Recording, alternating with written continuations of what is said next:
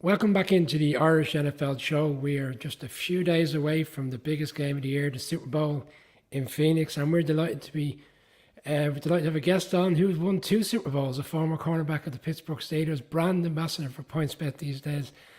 Bryant McFadden, you're very welcome to the Irish NFL show. Thank you for having me. Thank you. Bryant, I'm not sure if you're aware, but your surname is a very Irish surname. There's many a McFadden in this country. I've heard that many a times, especially in regards to my name being Irish, being in areas where there are Irish pubs. I've heard that a lot. A lot of people always ask me, am I Irish? And I'm like, to my knowledge, I'm not. But, of course, with the name. Well, it's probably fitting then that we're going to have a lot of Steelers talk because the Rooney family have a lot of heritage to Ireland. We had Coach Cower on the show last year, and he spoke about when they brought the Steelers over in 1997 to play a pre-season game here in Dublin. Yep. And the Rooney family were over, and Mrs. Rooney saw the lovely Waterford Crystal Trophy, and she said to the players, "We need to win this trophy. Mrs. Rooney wants this trophy," and all the pre-season plans went out the window, and they played the game. Yeah. Like it was week one as opposed to preseason. Wow, that's a fun fact because I wasn't aware that the Steelers actually played a preseason game in '97 in Ireland. I didn't know that. Yeah, they played the Chicago Bears. The Bears and the Steelers would have a huge amount of fans. Wow. So like the NFL is significant and it's huge across Ireland, UK, Europe, but the Steelers in particular have a huge fan base here. Wow, yeah. And Mr. Rooney, before he passed, I know he used to go to Ireland all the time. Yeah, he loved it. He was, Yeah. part of the U.S. Embassy, and on the 4th of July, they would have a game in the back garden, as they call it here. He had a big house in Phoenix Park, and he would have an American football game, and he'd invite guests from the States over to be involved in the 4th of July celebrations. Just bringing it to the Steelers, I was thinking about this week in particular because more so around the Chiefs. The Chiefs this will be the third Super Bowl in 4 years for this team, and some of the players who were a part of the fourth Super Bowl win have obviously been a part of the second Super Bowl game, which they lost. And you, who's won two Super Bowls and then later played in a game which you lost, can you recall back to how you approached the game the first time round because you were a rookie and I suppose you didn't really know any better compared to when you played the second time in Super Bowl 43? Yeah, the first time, for me, along with the majority of my teammates, that was our first, rodeo, getting to the big game and not knowing exactly what to expect. I oftentimes explain that situation similar to, going on a roller coaster, right? You go on a roller coaster for the very first time. It's a very, very big, intense roller coaster. You don't know when to brace yourself for that big fall, that drop, or when you're going up, right? Because this is your first time going through it. But if you go through that roller coaster once and then you go through it again, you know when to kind of brace yourself. You know how it feels. When you're going up, the anticipation, it's not as intense as it was because you did it before. And that's the same situation in regards to, playing in your first Super Bowl compared to playing in another one. You kind of know how to navigate. You kind of know how to become acclimated to the new nuances to the game when it comes to accommodations, right? Because this is not like a regular game. It's different. You have a week to prepare, number one, and then you're traveling to a foreign place to be there for at least a week to play in the game on Sunday. So there are a lot that goes into that detail. So my first one, we just attacked it. Didn't really know. The second one, we kind of knew, okay, this is how we're going to handle certain things with ticket requests. This is how we navigate so we don't allow off the field issues to become a distraction. So, but, a lot of people put a lot of, points into experience compared to the lack thereof. At the end of the day, you still got to play football. But you don't want to allow the other things that are tied to the Super Bowl to kind of stand in your way when it comes to being focused and dialed in. Yeah, and when we spoke to Coach Cowher in particular, he spoke about the fact that the team got hot at the right time. That Hmm. leading into the playoffs, there wasn't an expectation that you would go all the way, and as gradually as the games progressed and you won the games, and you're talking about a roller coaster of emotions there. It's hard not to reflect on the game against the Colts, in which Jerome Bettis, fumbles, and it looks like the Colts are going to essentially win the game. And obviously, you had the two marquee players in terms of you as a rookie going up against Reggie Wayne, which I'm sure was a difficult task in itself, but you came out the right side of it. They missed a field goal. Like, there is so many emotional roller coasters getting to these games to play in the Super Bowl. Not so much the Super Bowl itself, but just leading into that. Like, I'm just thinking of the Chiefs this weekend. You look at the championship games, like they had a roller coaster of a game against the Bengals. Bearing in mind everything that happened towards the end of the season. I mean, when you were winning those playoff games, did you kind of get the sense maybe this is our year? Maybe we can go all the way and win the Super Bowl in Detroit that year?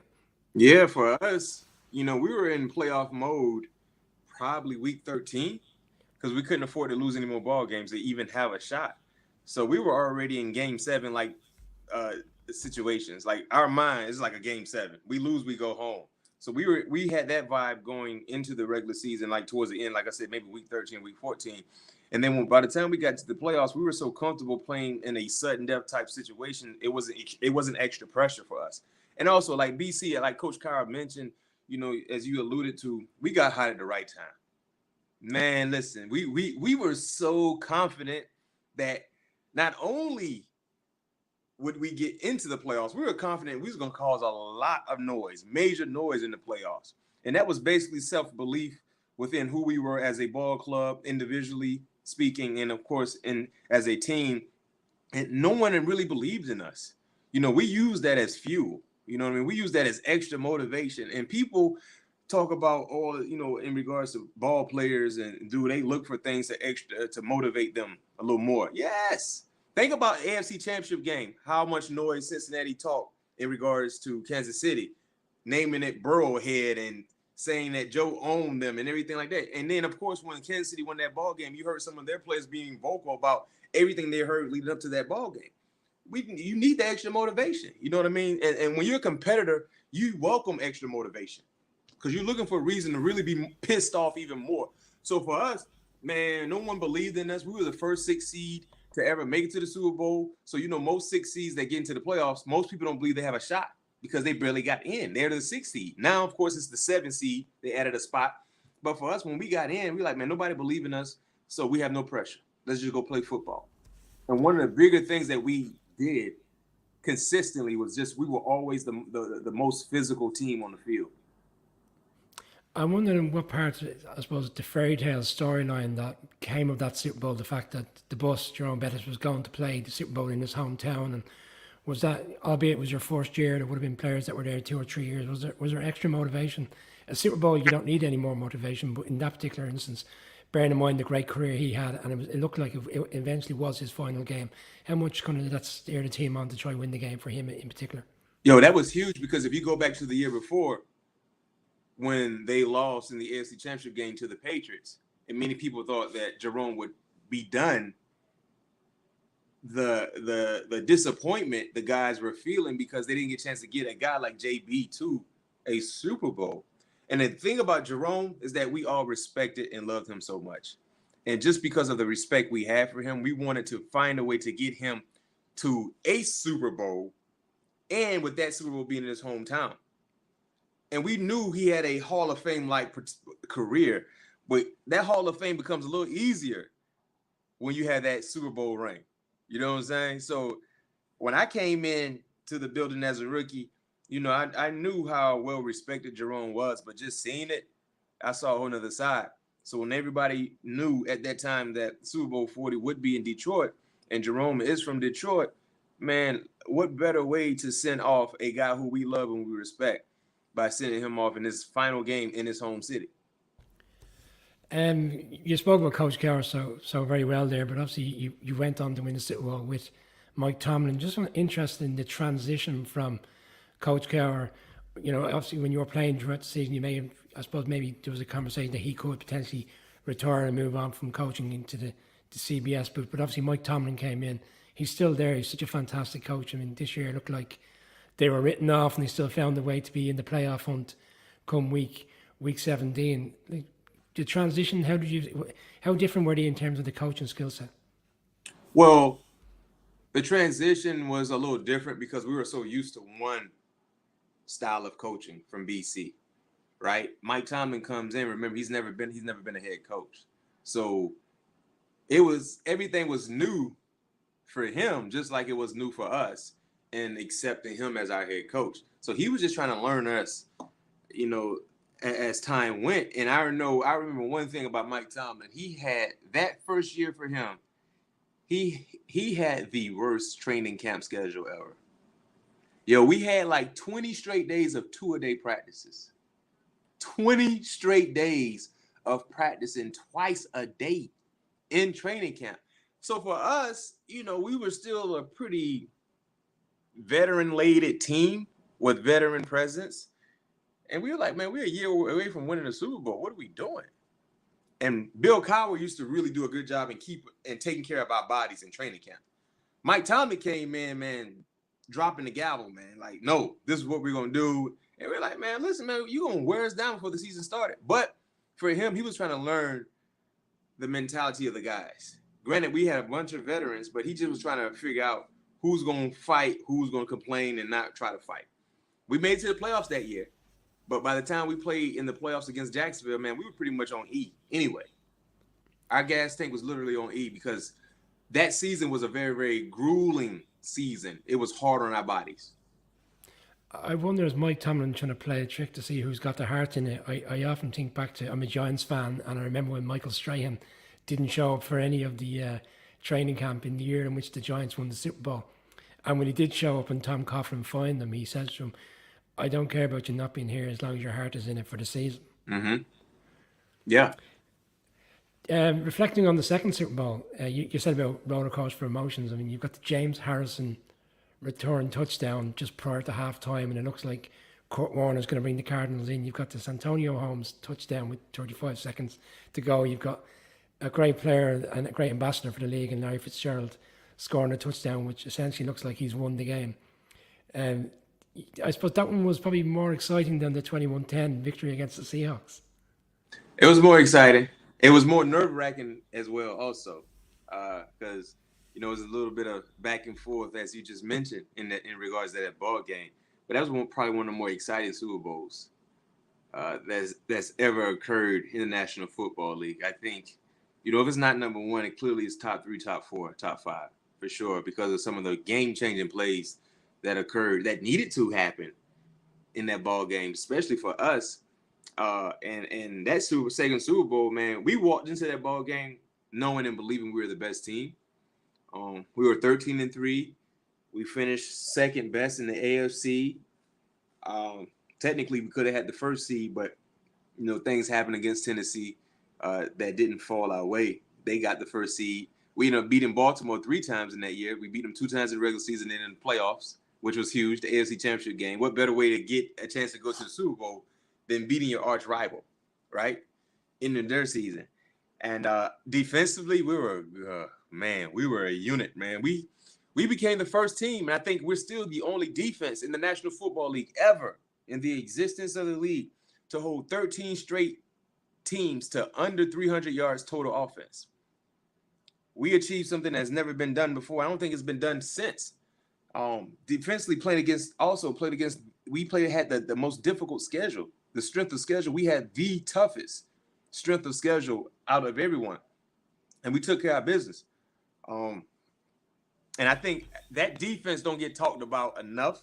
And I know people might say, well, he's biased, but we don't get talked about enough in regards to the best of the best in the National Football League. I think just numbers alone and the quarterbacks we played against, the offenses we played against, everything we had to accomplish just that entire year and how we were dominant.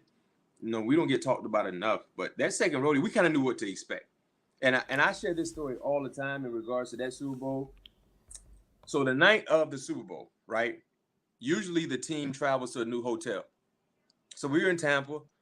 We traveled to an off-site hotel Saturday night. We go through our normal Saturday night ritual, meetings, team meetings, have snack, go to your room. But for us, we were a team that loved to come together in hotels, and we would play cards. We would play cards. That was like our favorite pastime to be around each other when we were around each other. So that night, the card game probably started like 10:30, 10:45. I didn't get back to my room until 8:30 a.m. Sunday. So it was probably about 12 guys, 10 to 12 guys. We were in one player's room the entire night, and we got back, literally, we all got in our room around 8:30. And remind you, that's the same day of the Super Bowl. So none of us got any sleep. The majority of the defense didn't get to sleep because it was majority of defensive guys in that card game. So, and people said, well, how did you do that? Well, number one, I mean, that's what we always did, but we didn't do it that long. And number two, it was like, this is Super Bowl, we should be fine. But literally, I got in my room at 8:30, man, and I took a shower and laid down. I was so mad at myself. I was so tired. So then we get to the hotel, get to the stadium. You can tell who was up late because their eyes were red, just like mine was. And I remember James Ferrier, who was our team captain, outstanding linebacker. He said, listen, whatever we do not let this get out that we were up all night playing cards the night of the Super Bowl. Because if it got out and we lose, oh my goodness, we would never hear the end of that story. So I could talk about it now because we won. Now, also, this is something I wasn't aware of because I was still a player of the game. The betting angle, right? Because if you go back and watch that game, leading up to that game, I think we were like a 7-point favorite or something like that, 6 or 7-point favorite. And when I told this story as a retired player, I remember a lot of gamblers who really put a lot of money on the Steelers to cover the spread were super heated when they heard that story because now it's like, oh, it makes sense why the defense was out there giving up major plays. Now, granted, we played against an outstanding offense with a whole bunch of Hall of Famers, right? But when you hear that, you're like, y'all ain't getting no sleep. So I apologize for all the bettors who bet on that Super Bowl that didn't cash in. But I think I might have been one of them. You probably was. We didn't cover, but we won. We didn't cover, but we won. Well, look, it's a bit disingenuous for anybody to challenge the defense. And, when you're going up against Kurt Warner, and we saw what Kurt Warner did in the championship game against the Eagles that year. I was leading into a question around the defense in the AFC championship game, and it was around Troy Polamalu, because if I remember correctly, he had the pick six in that championship game. He intercepted Flacco and returned for a touchdown. I think he went around different times before he eventually found the end zone. But a great defense. I'm sure if you're staying up till 8:30 in the morning playing cards, there must have been some money on the table. But maybe we won't go there. I'll say this. Now, you remember how intense the actual game was, right? The ebbs and flows of that game. I'll say this. That card game was more intense than the actual Super Bowl. Well, you won on the cards and then you beat the cards. So, happy days. You're funny enough, you went to the cards then. That's a bit of an unusual move to see players who just beat a team in the Super Bowl obviously become free agents, and you got to do what's right for you in terms of your career progression. But how did the Cardinals move come about in terms of free agency? Was there other teams that were in a position to make you an offer and you just felt the Cardinals was the right one because they were such a strong side, having just been to the Super Bowl? Yeah, there were other teams. But what set Arizona, apart from some of the other teams was that I was familiar with a lot of their coaches who used to be in Pittsburgh. Ken Wisenhunt, who was the head coach, was a part of the Steelers in our first Super Bowl as a rookie, for me as a rookie. So he was familiar about some of the things that I was accustomed to doing.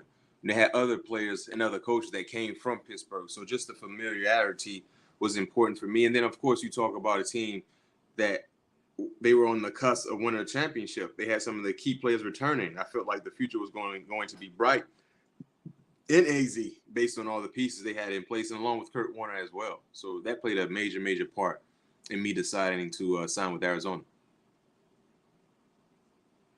It's unusual to see players return to their former team. You did, and then you go and play in another Super Bowl. I I mean, was a good luck charm. They should have just kept me around because looked like with me being in Pittsburgh, man, I was batting shooting 50% from the 3-point line. Every 2 years we were like going to the Super Bowl, right? did you ever believe that when you reflect on that Super Bowl that Aaron Rodgers would never have won another Super Bowl since? Man, first of all, that Super Bowl. That one got away from you. Listen. What's harder, to win the Super Bowl or to lose it? What's the hardest thing? To lose the Super Bowl is the hardest thing. That's something that you don't want to experience. If I had the choice of going to a Super Bowl game knowing I would lose, I would not want to go. And I know people say, well, you have two. But I remember the loss more than I remember the win. It's a bit like when teams lose the championship games, the NFC, AFC. Like about a year later, you have to think back who was actually in the championship game, who lost, because people quickly forget about who was in the championship games, and they're only a one game out from being in the Super Bowl. Yeah, that's one of the more devastating things to go through sports-wise for me. Well, because remember when we lost to Green Bay, that was the third time I played in Super Bowl. I never experienced a loss. I didn't know how it felt to lose the championship game. And the losing the fashion in which we lost, we got off to a slow start. Then we fought our way back in the ball game, and then just too many mistakes. It still hurts to this day. Because I'm like, I feel like I should have had 3 Super Bowl rings. Like 1 is good, 2 is good, but 3. Now you're in a whole different stratosphere. You know what I'm saying? You like you by yourself right now. A lot 3, but yeah, that's something I don't want to experience. Some people might think you're being greedy, Bryant. And I could understand that, but when you get to that moment, all you want to do is win. Do you think there's a part of just turning our attentions to this weekend and the big game on Sunday, and like we touched on earlier in the interview on the fact that the Steelers got hot at the right time in Super Bowl 40. The Giants got hot at the right time in 08. We've seen other teams just come with a run. The Bucks even a couple of years ago. I mean, they were struggling up to their bye week early December, and they came with a run and won the Super Bowl. This weekend we've got the 2 number 1 seeds. They are arguably the best 2 teams throughout the course of the season. And you touched on the fact that you've lost the Super Bowl. Like, the Eagles, whilst they were there the last time in 4 or 5 years ago, a lot of things have changed for them. Okay, the GM is still there, and he's reconstructed a team to bring them to the Super Bowl. But a lot of players, there's been a huge turnover. Where with the Chiefs, there's still quite a few players that have won it, lost it. How do you think the preparation and the mindset for this weekend goes into those 2 teams? Because, like you said earlier, the first time you didn't really know what to expect. You just got on with it. This will be the same for some of the Eagles players. Where the Chiefs now, this is the 3rd time in 4 years. Yeah, well, that's the thing that both teams have at their disposal is that they still have a few players that have been to the promised land in regards to making a Super Bowl. Like, let's say for the Eagles, as an example, they don't have as many as Kansas City, but they have, I think, 6 or 7 guys that were a part of the Super Bowl years ago against the Patriots. And some of those guys are sound leaders. Jason Kelsey, Fletcher Cox, Lane Johnson. I think Brandon Graham was on that team as well. So you got guys who are well respected in the locker room. So their voice will carry throughout the locker room and things in regards to how to prepare, what to look for, distractions, how to navigate around those distractions. And then Kansas City, the same can be said for Kansas City. Heck, your quarterback was there. You know what I mean? Andy Reid was there. Travis Kelce was there. You got guys who were a part of that Super Bowl team that are still there as well. So for the young guys that haven't really made it to that level, now you know how to express to them what you should do, what you shouldn't do. So I think that is the one plus that both teams have. They have respectable players that have played in the big game, that have won the big game, that they can echo everything they need to, plus more to the guys that had never been there, for them to be dialed in as best as possible. The coaching play a huge factor into this game. Andy Reid lost one in Philadelphia, has won one, lost one again. I kind of think back to when Sean McVay was in his first Super Bowl for the Rams against the Patriots, and whilst it wasn't a very high-scoring game, and the Rams were into the fourth quarter, it was very evident that he was outcoached on that particular in that particular game against Bill Belichick. Like, are we in a scenario on Sunday where Sirianni could potentially be outfoxed and outcoached by Andy Reid, who's never lost a game against the Eagles as head coach of the Chiefs? Potentially. But Nick Sirianni, has done a real good job. Remember, he's coming from the Andy Reid coaching tree as well. He was in Kansas City, so he knows a little bit about Andy Reid in regards to his coaching methods and tactics. So that could happen because I consider Andy Reid to be the best coach in the NFL, not named Bill Belichick. I think that's fair. But in all, the one thing that Nick Sirianni has going for him, he has the most talented team in this ballgame. He might not have the most experience as a coach, but he has the most talent. And that's a big time plus. But at some point in time, it will be critical for him to exercise his coaching instincts and being able to keep his team in the best position to win. But, 9 times out of 10, the opposing coach that's coaching against Andy Reid is going to be the least experienced coach and probably would be second fiddle to Andy Reid in regards to the pecking order because Andy Reid is that type of guy. Yeah, I think ultimately maybe it'll come down to what strategic plans Spagnuolo puts in place for Jalen Hurts as opposed to what they do for Patrick Mahomes. I'm not going to ask you for a pick. I'll leave that for later in the week when you'll be doing your own show on Radio Row. But just want to talk about the great CBS work you're doing at the moment and what's ahead for you this week in Arizona. Oh, man, it's a lot. It's a lot, as it will be for all of us that are partaking in this game from the media angle. But yeah, CBS Sports HQ is what I will be doing weekly. CBS Sports Spotlight, that will be aired on CBS Sports Network on, television, along with doing some other Radio Row obligations and a bunch of interviews. I'm excited. This is like Christmas for all of us.